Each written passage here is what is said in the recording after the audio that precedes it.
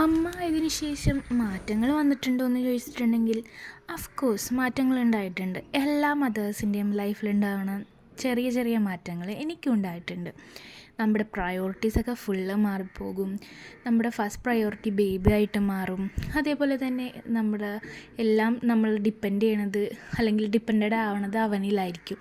നേരത്തെ എന്നൊക്കെ വെച്ചിട്ടുണ്ടെങ്കിൽ എല്ലാ പണികളൊക്കെ തീർത്ത് ഫ്രീ ടൈം കിട്ടുമ്പോൾ ഒന്നില്ലെങ്കിൽ റീൽസ് കാണും, അല്ലെങ്കിൽ ടി വി കാണും, അല്ലെങ്കിൽ കിടന്നുറങ്ങും. ഇപ്പം അതൊക്കെ ഒന്ന് കുറച്ച് അല്ലെങ്കിൽ ഇപ്പം അതൊക്കെ ഒന്ന് മാറി കൂടുതൽ ടൈം അവന് വേണ്ടി സ്പെൻഡ് ചെയ്യാനായിട്ടിരിക്കും. പിന്നെ നമ്മുടെ ഡേ എങ്ങനെയായിരിക്കണമെന്ന് തീരുമാനിക്കുന്നത് ബേബി തന്നെയായിരിക്കും.